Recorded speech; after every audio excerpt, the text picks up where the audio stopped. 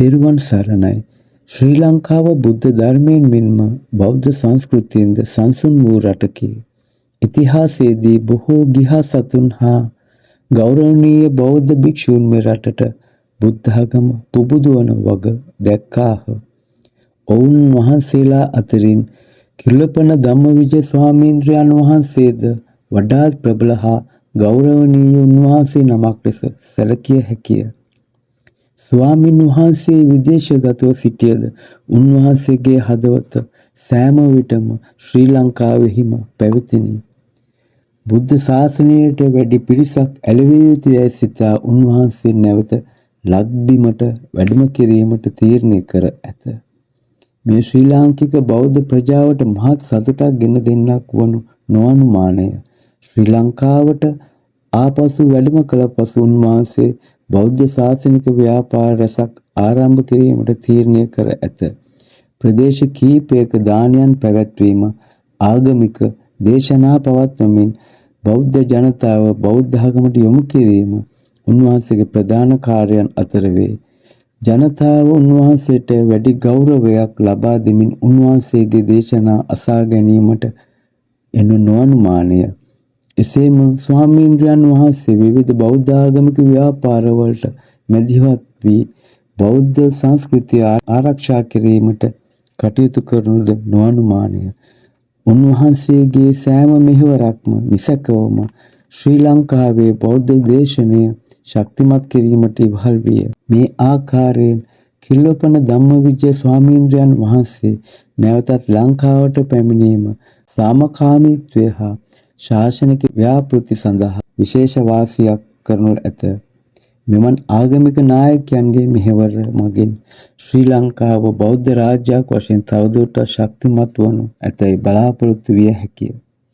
කිල්ලපන ධම්මවිජය ස්වාමීන්ද්‍රයන් වහන්සේගේ ආගමනය සහ ශ්‍රී ලංකාවේ බෞද්ධ සංවර්ධනය ශ්‍රී ලංකාවේ බෞද්ධ සම්ප්‍රදාය පැවතෙන දේශයක් වන අතර එහි බෞද්ධ සංස්කෘතියේ මූලික භූත ව්‍යාපෘතිය කොටස් වේ. මෙම රටේ බෞද්ධ භික්ෂූන්ගේ වටිනාකම අතිශය ඉහළය. මෙවන් ශ්‍රේෂ්ඨ භික්ෂූන් අතරින් කිල්ලපන ධම්මවිජය ස්වාමීන්ද්‍රයන් වහන්සේ විශේෂ ස්ථානයක් හිමි කරගත් ස්වාමින් වහන්සේ කෙනෙක් වේ.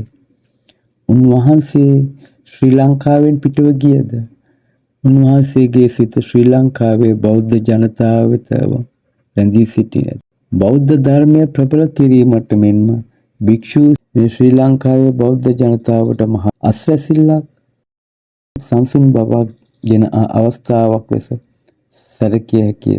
නැවත ලංකාවට පැමිණීමේ වැදගත්කම ස්වාමීන්ද්‍රයන් වහන්සේගේ ආගමනය බොහෝ අය වැඳ පුදාගත් නමුත් උන්වහන්සේගේ ඉදිරි ගමන සරල නොවනු ඇත.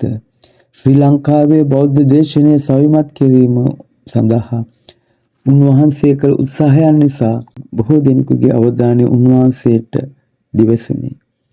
මහ ජනතාවගේ ආගමික ශක්තිය, ආගමික භක්තිය දිරිය ගැන්වීම සඳහා භික්ෂූන් සංඝයාට සහාය වීම, බෞද්ධ විහාරාධිපතීන් සමග සාකච්ඡා කිරීම, දානයන් සංවිධානය කිරීම, ආගමික දේශනා පැවැත්වීම වැනි ක්‍රියාවන් උන්වහන්සේ ඉතාමත් ප්‍රමුඛතාවයකින් කරනු ඇත. එසේම බෞද්ධ මධ්‍යස්ථානය ස්ථාපිත කිරීම, විහාර මූලික අධ්‍යාපනික වැඩසටහන් සංවිධානය කිරීම සහ ජනතාවගේ ආගමික දැනුම වර්ධනය කිරීම උන්වහන්සේගේ ප්‍රධාන අරමුණුද වනු ඇත. මෙවන් උත්සාහයක් හේතු කොටගෙන බෞද්ධ ජනතාව උන්වහන්සේගේ පිහිට සොයා යනු නොඅනුමානය. නැවත ලංකාවේ දිගු කාලයක් රැඳී සිටීමේ අවශ්‍යතාවය කෙසේ හෝ වෙතත් කිසිවෙකුම නොදැනී උන්වහන්සේ නැවත ශ්‍රී ලංකාවේ දිගු කාලයක් රැඳී සිටීද නැතහොත් යාත්‍රා කරයිද යන්න. නමුත් අපි සියලු දෙනාටම මහත් ඉවසිලිවන්ත භාවයකින් උන්වහන්සේගේ කරුණ බලා සිටිය යුතුය. එහෙත් ස්වාමින් වහන්සේ නැවත ශ්‍රී ලංකාවේ රැඳී සිටිය යුතුමය. මන්ද මේ රටේ උන්වහන්සේගේ උපදේශනාවක් අවශ්‍යය. බොහෝ බෞද්ධයන් අද ආගමික වටිනාකම අතහැරමින් සිටින අවස්ථාවක මෙවන් බුද්ධිමත් හා පුණ්‍යවන්තයෙකුගේ නායකත්වයේ ප්‍රමිතියකින් යුක්ත විය යුතුය. ඉතිහාසයේ පුරා බොහෝ විට ශ්‍රී ලංකාවේ බෞද්ධ ශාසනය ගිලී ගිය අවස්ථාවන් තිබුණද එය නැවතත් පුනරුදු කරනු නොඅනුමානය. එය සදාකාලිකව පවත්වාගෙන යාමට නම් මෙවැනි භික්ෂුන් වහන්සේලාගේ සහභාගීත්වය ඉතා අවශ්‍යය. කිරුළපන ධම්මවිජය ස්වාමීන්ද්‍රයන් වහන්සේගේ ආගමනය සහ ශ්‍රී ලංකාවේ බෞද්ධ බුදුරජාණන් වහන්සේගේ තෙරුවන් සරණින් බබල මේ පුණ්‍ය භූමියේ බෞද්ධ ශාසනය ආරක්ෂා කරමින් ශ්‍රද්ධාවන්ත ජනතාව බෙහෙවින් ජීවත් වේ. ගෞරවනීය භික්ෂුන් වහන්සේලා මේ පුණ්‍ය භූමියේ බුද්ධ ධර්ම වැඩි දියුණු කිරීමටත් ඒ මනාව රැක ගැනීමටත් විශාල කැපවීමක් දක්වයි. එසේම කිල්ලොපන ධම්මවිජය ස්වාමීන්ද්‍රයන් වහන්සේද ශ්‍රී ලංකාවේ බෞද්ධ ජනතාව අතර ඉතා ගෞරවනීය ස්ථානයක් හිමි කරගත් භික්ෂූන් පිරිසෙන් කෙනෙකු වේ. උන්වහන්සේගේ ආගමනය ජීවන මාර්ගය ආගමික මෙහෙවර තුළින් ශ්‍රී ලංකාවේ බෞද්ධ සංස්කෘතියට විශාල දායකත්වයක් ලබා දුන් බව සැලකිය හැකිය. උන්වහන්සේගේ විදේශ ගමන් සහ බලපෑම් කිල්ලොපන ධම්මවිජය ස්වාමීන්ද්‍රයන් වහන්සේ ශ්‍රී ලංකාවේ බුද්ධ ශාසනය දෙසා කරන ලද මෙහෙවර එපමණකයි කිව නොහැකිය. ජාත්‍යන්තර භික්ෂුන් සේවයේ විශාල කාර්යයක් කරගෙන යන ලද උන්වහන්සේ විදේශගත වුණත් එහිදී බොහොමයක් ජනතාවට බුද්ධ ධර්ම පිළිබඳව දැනුම් දී ඔවුන්ට යහපත් ජීවිතයක් ගත කිරීමට මාර්ගෝපදේශ ලබා දුන්සේක. විදේශයන්හිදීද බුද්ධ මධ්‍යස්ථාන විහාරස්ථාන ආගමික ව්‍යාපාර කටයුතු ආරම්භ කරමින් උන්වහන්සේ බුද්ධ ධර්ම ව්‍යාප්ත කිරීමට විශාල උත්සාහයක් නියැලුතුනි. මෙම ව්‍යාපාරයන් සඳහා බොහෝ දෙනා බුද්ධ ධර්ම පිළිබඳව ගැඹුරු අවබෝධයක් ලබා ගැනීමට හැකි විය. නැවත ශ්‍රී ලංකාවට පැමිණීම හේතු කොටගෙන උන්වහන්සේගේ සිත සෑම විටම ශ්‍රී ලංකාවේ බෞද්ධ ජනතාව සමගම පැවතුණි.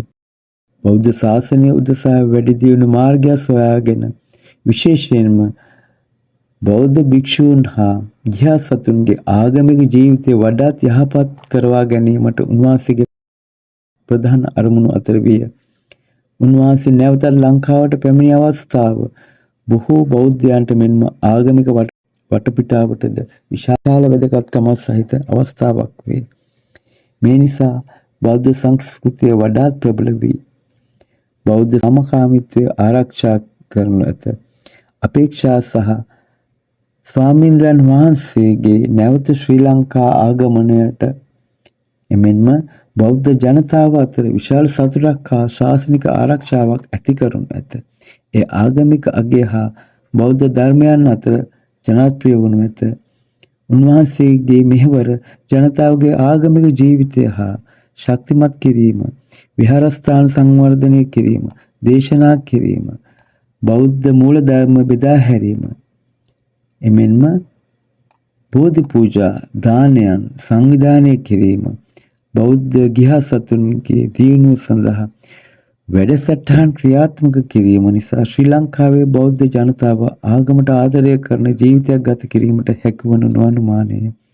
ශ්‍රී ලංකාව වෙත රැඳී සිටීමේ වැදගත්කම කෙසේ වෙතත් ස්වාමීන්ද්‍රයන් වහන්සේ නැවත ශ්‍රී ලංකාවේ රැඳී සිටිය යුතුමය. එමෙන්ම නැවතත් උන්වහන්සේ ශ්‍රී ලංකාවේ දේශනා පවත්විය යුතුමය. මන්ද මේ රට දුර්මත වලින් දුර්ජනයන්ගෙන් ගැලවා ගැනීම සඳහා උන්වහන්සේගේ වැදගත්කම, උන්වහන්සේගේ දේශනාවල වැදගත්කම අපේ රටේ මිනිසුන්ට මෙන්ම මුළු ලෝකයේ මිනිසුන්ටම ඉතා වැදගත් වේ. ඉතින් උන්වහන්සේ නැවතත් ශ්‍රී ලංකාවේ රැඳී සිටීමට ජනතාව කෙරෙහි ඉතා අනුකම්පාවෙන් හේතු සාධක වේවායි අපි ප්‍රාර්ථනා කරමු. මෙම channel එක subscribe කර නැවත මෙවැනි දේ ඇසීමට දැකීමට එකතු වෙන්න. ඔබ සැමට තෙරුවන් සරණයි.